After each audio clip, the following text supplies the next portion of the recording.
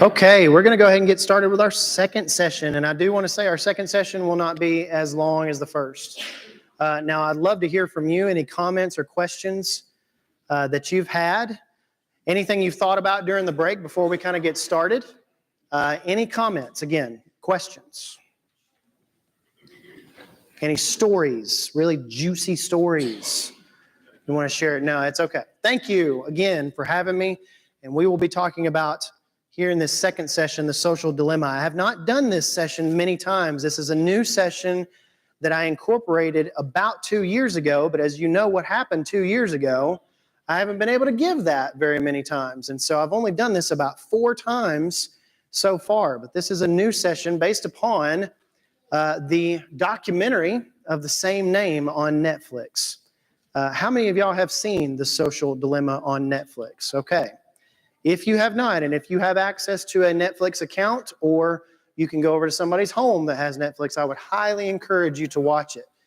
Don't watch it with your kids. It's got some language, but it is incredibly eye-opening because it is essentially the people that worked at places like Pinterest and Twitter and I believe Facebook and some of the bigger social networks out there on what they saw as the absolute corrupt nature of those companies.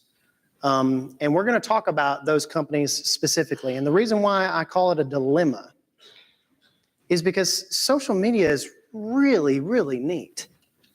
In most instances in my governed social media feeds that I have, that I cherry pick what I want to see at least, I see inspiration all day long.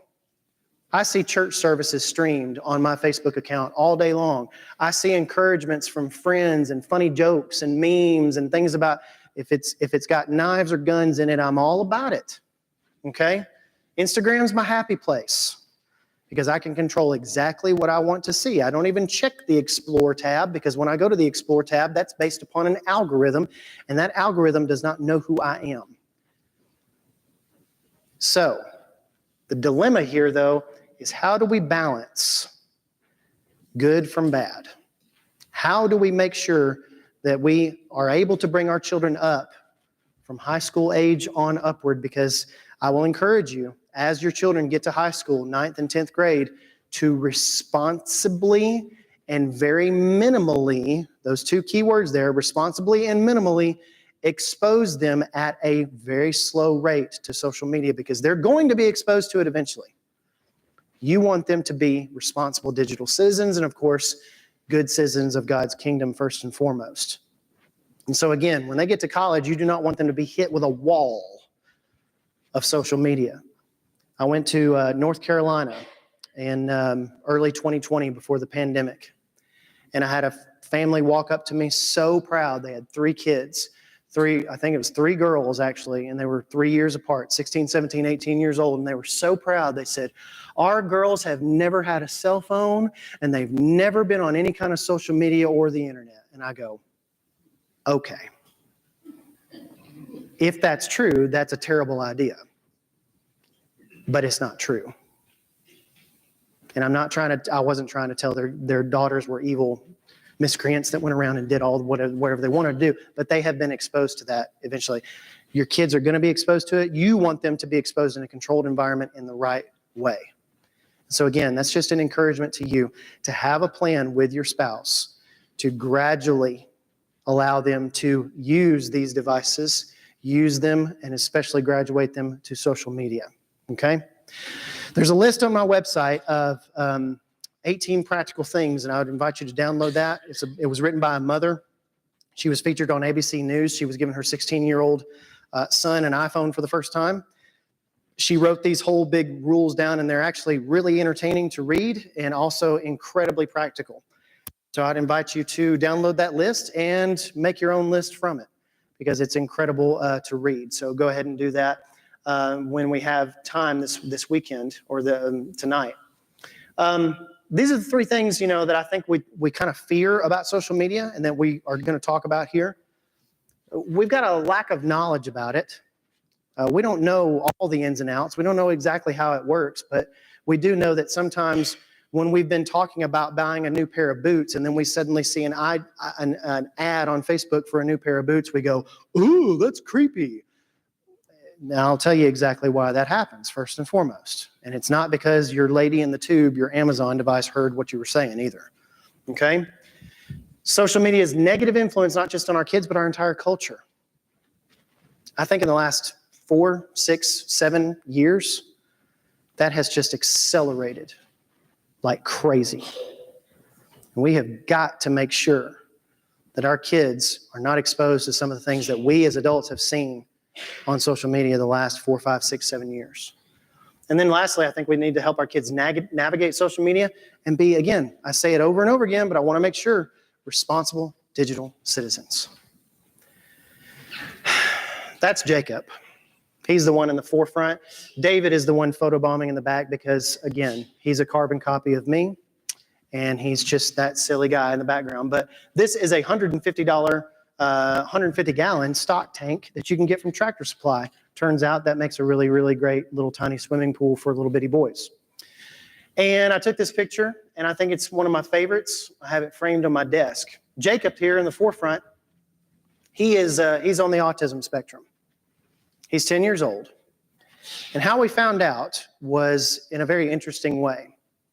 When he was just shy of 2 years old, we noticed that something was wrong with Jacob. We noticed that just something was not right.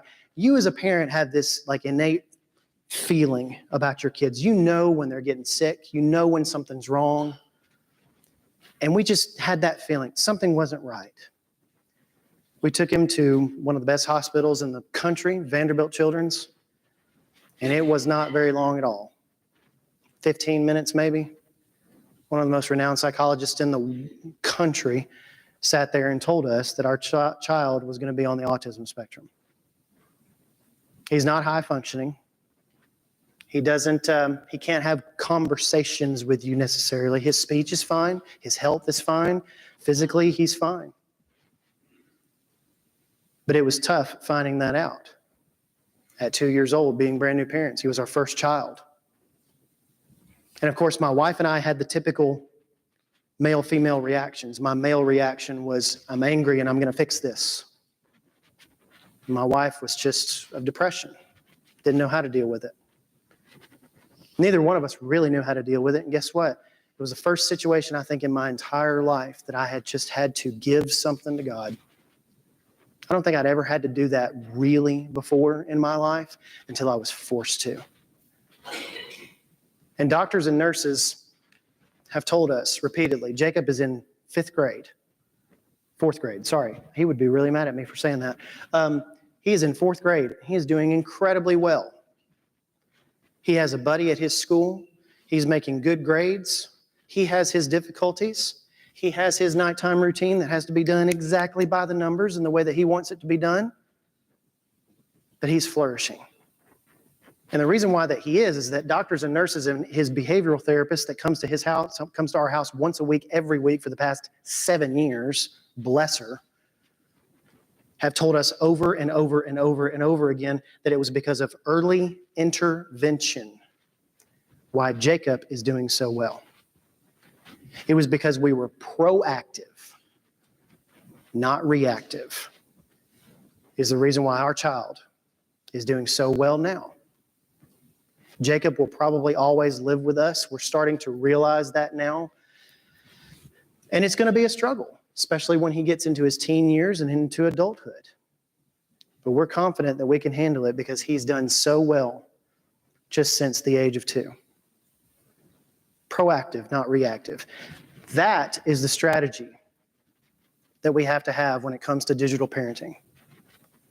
We have to think about 2, 3, 4 steps ahead and not be reactive. If we're playing the reaction game and just hoping something doesn't happen, and then when it does, we deal with it, that's not the way to be a good digital parent. You have to be thinking 3 and 4, 5, 6 steps ahead. And that's hard to do, especially when you couple everything that we have with all these social media things that we have to do and have to deal with today. Of course, I talked about the social dilemma, and I talked about that earlier, about how it was the This is based upon the kind of the Netflix documentary, the same name. And it's eye-opening to see what some of these social networks have been able to do with our data and with our privacy over the last 10, 15 years. You think about that. Facebook has really only been around since 2004. I was the first person, it used to only be for college students. I was the first person to sign up Freed-Hardeman University on the Facebook network. It was called the Facebook then, believe it or not. And so, again, it's only been 15, 16 years, and it seems like these utilities and these social networks have been around forever. When we think about that, it's hard to think about the dilemma that we face. As far as negative influence, I want to ask you the question, what is wrong with social media? And I want to hear from you for just a second. I know we're going to have an invitation here very soon. We're not quite there yet, but I do want to hear from you. What do you think is wrong with Facebook and Twitter and TikTok, Snapchat? What do you think is wrong with those things? And what do you think has gone wrong maybe in the last half a decade? Yes, sir. It can be very degrading, especially for teens and those who do have in middle school, not getting the social acceptance that they are looking for. Okay. Not getting the social acceptance you're looking for. What else? Yes, ma'am.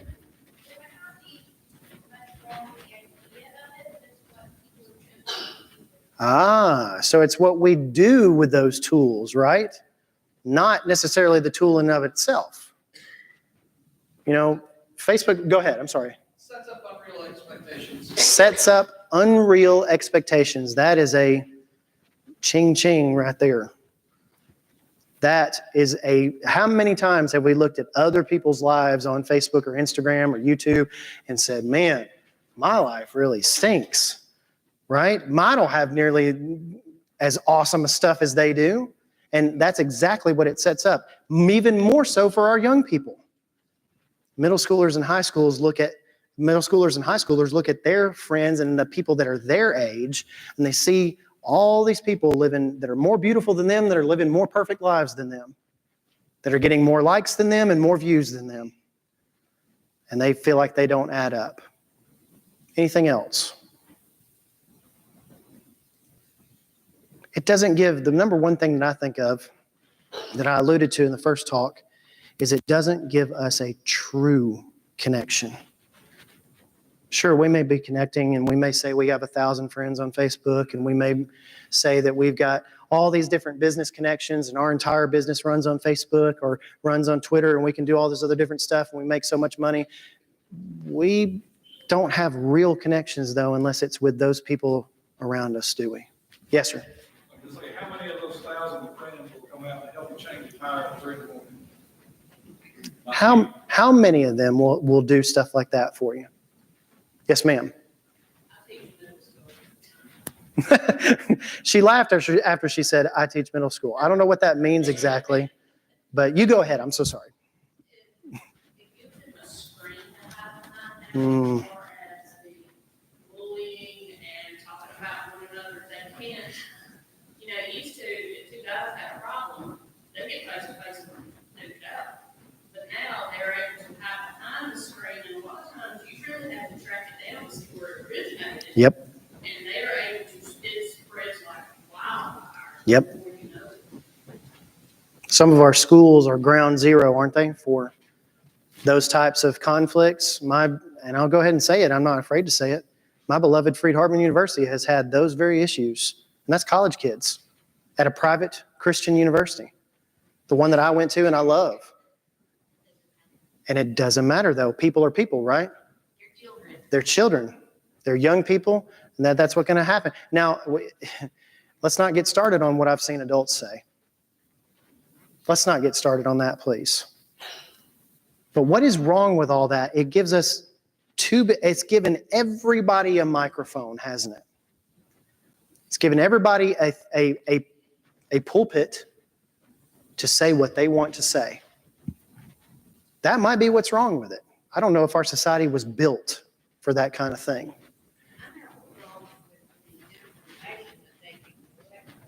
Oh, absolutely. The information that they collect on us. In fact, let me go on that a little bit before we get to what we're talking about. We're going to talk a little bit more about that. But Facebook is the worst one of them all. Just go ahead and Google. Go ahead. I'm sorry. Who said something? Does anybody say anything over here? I thought I heard somebody. So sorry. So Facebook is probably the number one offender in all of that. Go Google Cambridge Analytica and see what data they have collected on you and what data they are continuing to collect and the data that they collect on your children. So let's give that example. You're talking to somebody about buying some new boots. You go, you open up your laptop computer at home, you're scrolling Facebook, you look, and on the sidebar there's a little ad for, lo and behold, boots. Now, how did they know that?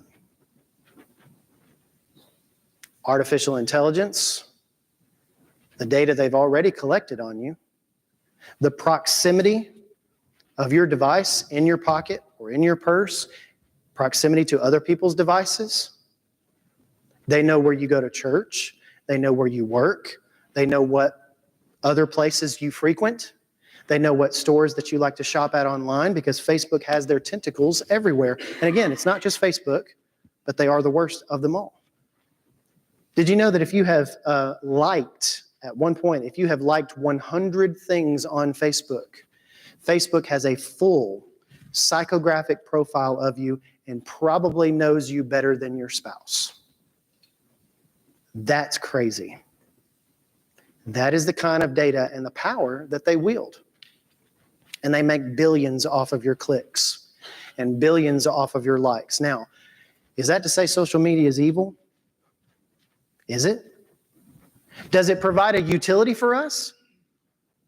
We get to see news that hopefully is not made up, right? We get to see things and we get to connect with our friends and we get to see entertaining things like, cats. Cats are very entertaining to me. I get to see all those things. So I get value from that. So I don't mind if Facebook uses my data. If you use Gmail for your email, Google's reading your email. Sorry.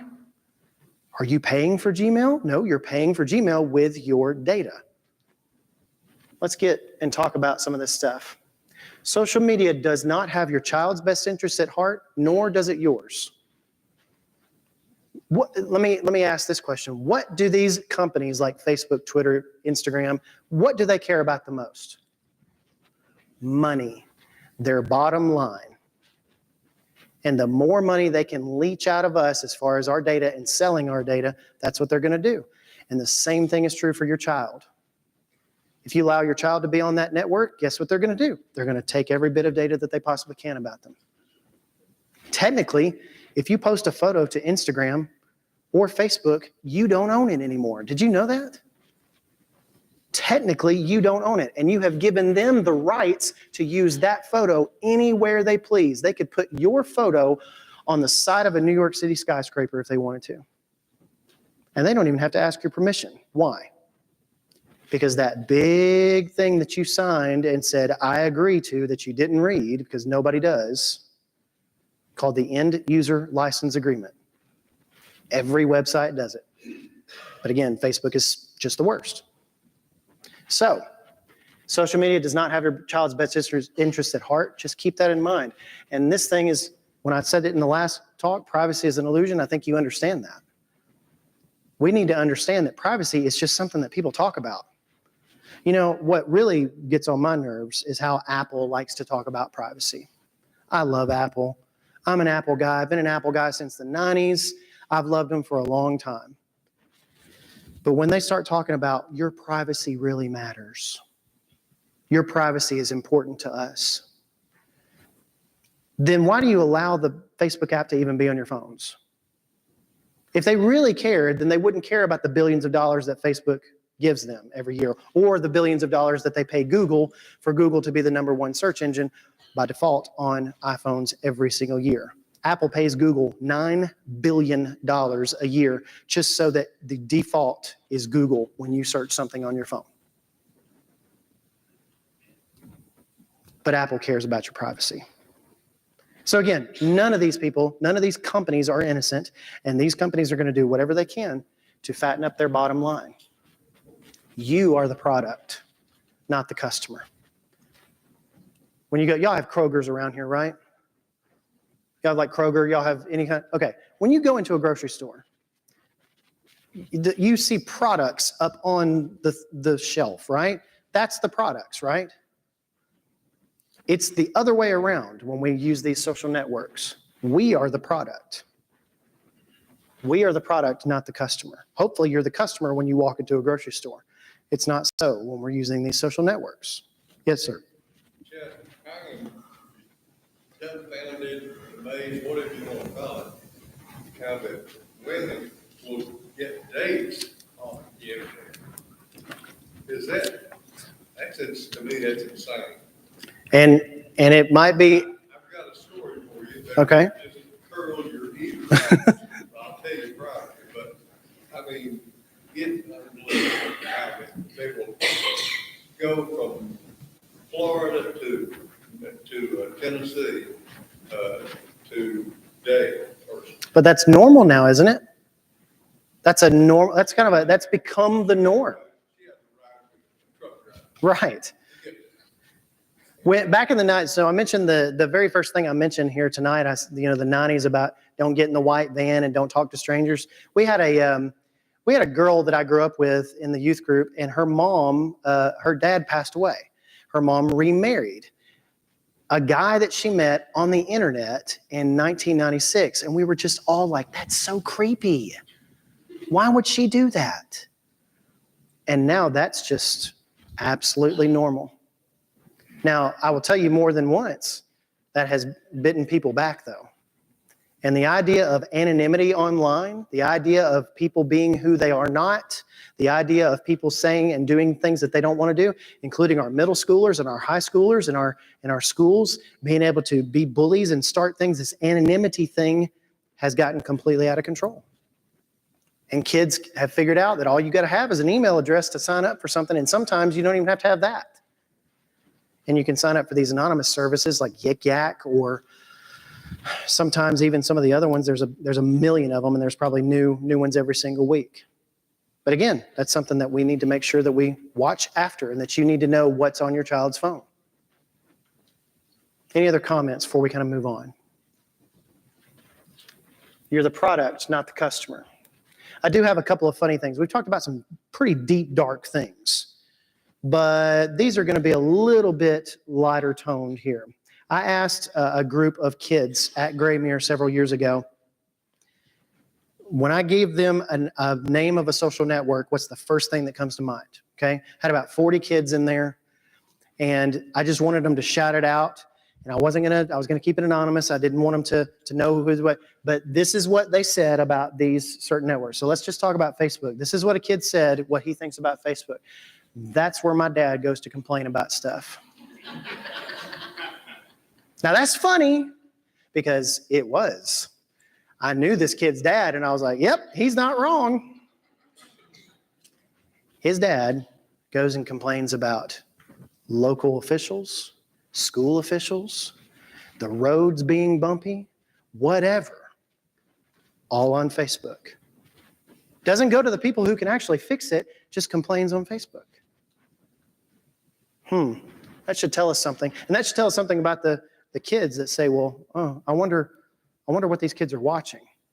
How many of you think, and this is a pop quiz here, how many of you think that kids ages, let's just go 14 to 24, how many of you think kids ages 14 to 24 are on Facebook? What percentage would you say?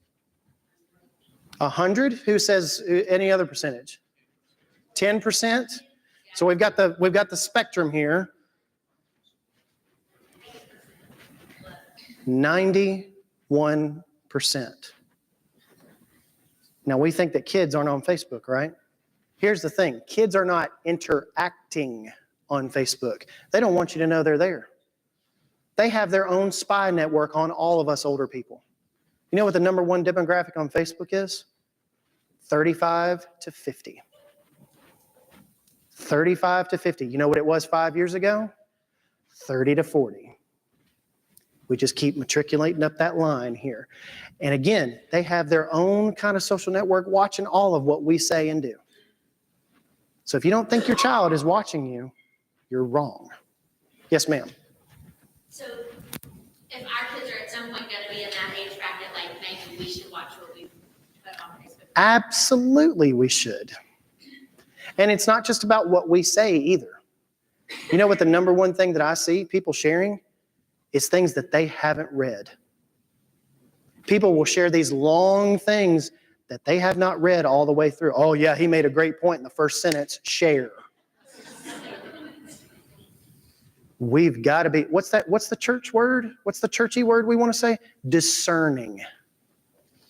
We've got to be more discerning as adults and picking the things that we share and the things that we like and the things that we retweet and the things that we post on Instagram, all those things. And it doesn't matter if you're not on those social networks or not. This applies universally. Excellent point. Any other comments? It's where my mom tags me in photos I don't want anybody to see. Now, what's interesting about this is this was several years ago. This was probably getting to be our last group of kids that would have a physical picture in their graduation slideshow. Now, you think about that. Kids nowadays that are graduating high school, if they were born in 2003, 4, whatever, there's not any physical pictures to scan anymore. It's just a bunch of digital pictures, right? We're getting past that point. My wife is a perfect example of this, and I can go ahead and talk about her. I've got her permission, I guess, but I can't tell you how many times she'll come home. Her mom unloads photo books on Facebook. Doesn't really check the photos and she has shelves of photo books. And I'll come home and she'll be on the phone. Mom, you've got to take that one of me in the bath out. You cannot do that. No, Mom, I can't delete it for you. You've got to go find it and delete it. And it's hilarious to listen to. But again, that's what we're growing up with, right? It's mainly for old people, like my mom and my dad. This kid's parents were 31 and 34 years old, old people, and my grandpa writes on it in all caps. Now, I am not making fun of any older person in here for writing in all caps. I understand that screens are tiny sometimes, and that all caps helps you see the letters a little bit better. But can anybody tell me what all caps is vernacular for on the internet? Yelling, right? So you don't want to be yelling all your comments, of course. Do what? Not to old folks? Not to old folks. It's not yelling to old folks, right? They know what it is. See, I think that the old folks, that's good. That's good. Old folks hard of hearing. You didn't even hear that, did you? But it's just funny to think about kids' perspective on that. Now, if we could go turn it a little bit darker and think about Twitter. Now, Twitter, again, Facebook has half the planet on its network. 3.1 billion people on Facebook. They got excited in 2004 when they hit 100,000 college students, okay? And now they have half the known world on their network. Twitter has not even eclipsed 1 billion users yet, and they've been around since 2007. They're right at about 900 and something million users, but still an astronomical number. Twitter's a lot different than Facebook, in case you haven't noticed. This is what kids said. It's a social network that my parents don't know how to use. Now, you fill that in. Now, I'm being serious with this, though. That's funny, but you fill that in with any other social network. TikTok is the network that my parents don't know how to use. Snapchat is the network that my parents don't know how to use. Guess what? Kids are going to naturally gravitate to where you are not. Did you want to hang out with your parents on Friday night when you were growing up? No. You know where I hung out on Friday night? In the grocery store parking lot. Why? Because my friends were there and my parents were not. It was very simple. If my parents were going to the bowling alley in this direction, I was going this direction. It didn't matter what was this direction, right? And your kids are going to do the same thing. They're going to naturally gravitate and migrate to where you are not. and bonus points if they don't know how to use the app. You better not, and this is me wagging my finger at you parents, you better not let your kids be on a social network that you yourself don't understand or you're not on yourself. You must, one of the rules has to be that you have to be able to follow them and see what they do on that if you allow them to be on there. And that's crazy because you say, well, I don't even know what a Snapchat is.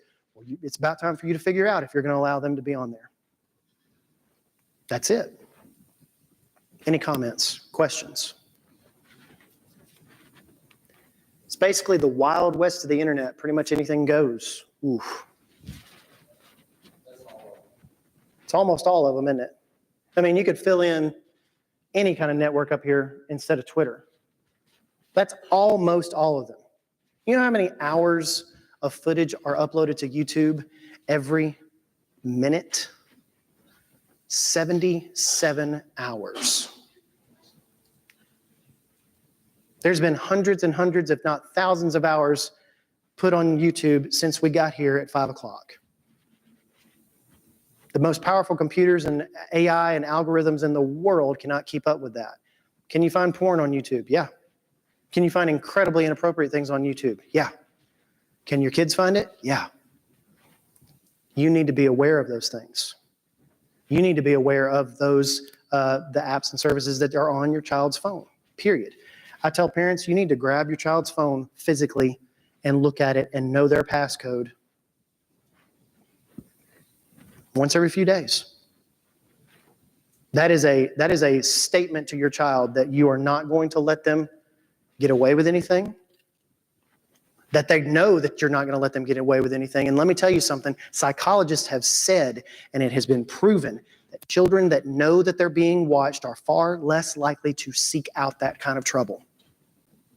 I have heard it.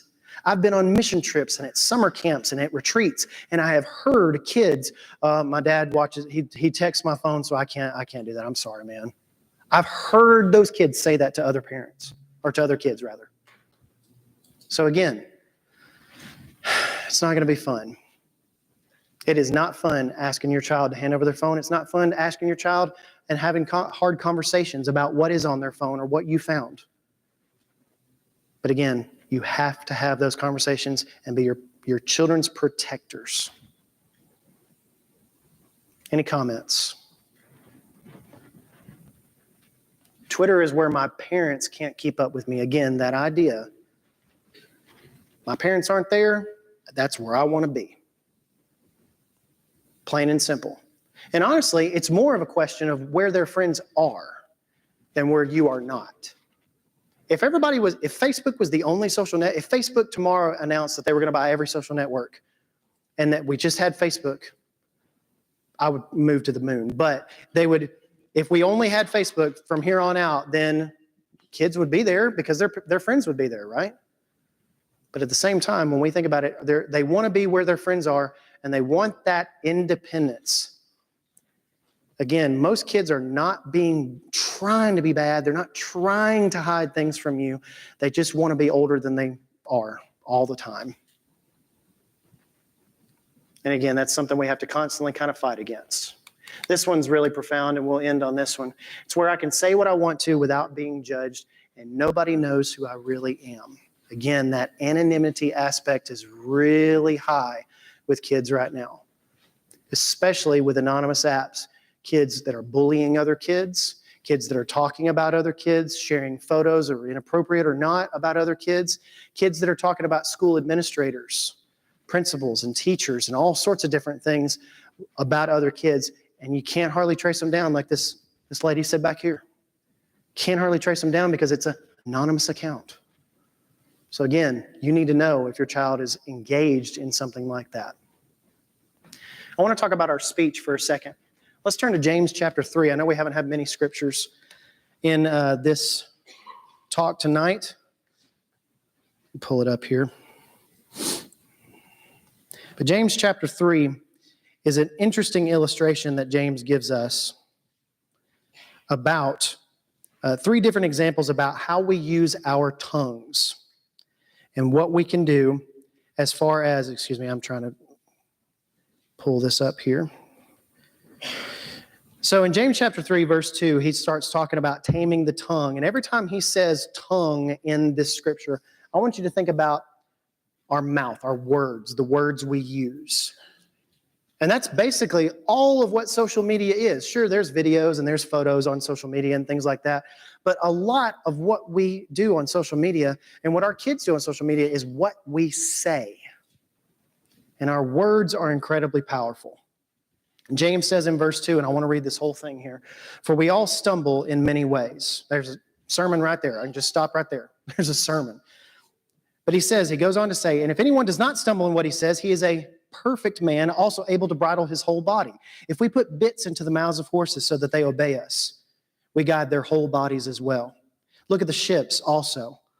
Though they are so large and driven by strong winds, they are guided by a very small rudder wherever the will of the pilot directs. So also the tongue is a small member, yet it boasts of great things. How great a forest is set ablaze by such a small fire. And the tongue is a fire, a world of unrighteousness. The tongue is set among our members, staining the whole body, setting on fire the entire course of life, and set on fire by hell. For every kind of beast and bird and reptile and sea creature can be tamed and has been tamed by mankind, but no human being can tame the tongue. It is a restless evil full of deadly poison. With it we bless our Lord and Father, and with it we curse those who were made in the likeness of God. From the same mouth come blessing and cursing. My brothers, these things ought not to be so. This is a Nimitz-class aircraft carrier. I got to be on 2 when I was in the Marines about 20 years ago. It's 1,092 feet long. It displaces over 100,000 tons of water. It has 2,800 or so officer and crew aboard, has about 160, 180 various aircraft, depending on the size. It's powered by nuclear power, or if you're President George W. Bush, nuclear power. And it only has to refuel that power every 20 years. How big is the rudder on this ship? You would think a huge ship like that, 1,000 feet long, 400 feet wide, it's got to be huge, right? This section of pews right here is about how big it was, 20 feet by 25 feet. Now that's a big old rudder. But for a ship that size, it's relatively tiny. And that's exactly what James is saying here, is that our tongues, our mouths, our words that we use can do incredible things. They can steer huge, large ships. They can start forest fires. They can do all these different things. Your words can inspire somebody. They can encourage somebody. They can also make somebody very angry. They can also spread lies and falsehoods. And it doesn't even really, when we talk about social media, it doesn't even have to be our words. It can be something that we just endorse or that we share. With one click, you can influence somebody's thinking, somebody's life. You can cause them to go astray, or you can lead them to Christ. And it's powerful. And an extension of our mouths, an extension of our words and our tongues, what James here says, is our thumbs. I wonder if we read this scripture and instead of saying tongues, we said thumbs, what it would sound like to us. Because so much of our talking these days is done on this and on these devices. So how are we using our words, and what are we teaching our children about social media? What are we teaching them? And how are we protecting them from the things that we have? I know that tonight's talks have not been specifically evangelistic in origin, but we do want to offer that invitation for you this evening as we close. And we do want to make sure that you have the opportunity to come forward, to put Christ on in baptism if that's what you want to do tonight, that you have come forward and you can request to have prayers. If you have not been the parent that you're supposed to be, if you have failed, if you want to do better, if you want to make sure that Christ and that God is at the center of your home, you can renew that faith. You can renew that tonight. If you want to be a child of God, if you want to put on Christ in baptism, I know the water behind me is ready, and we can do that. Why don't you come right now while we stand Are we going to stand and sing? Okay, while we stand and while we sing this invitation song.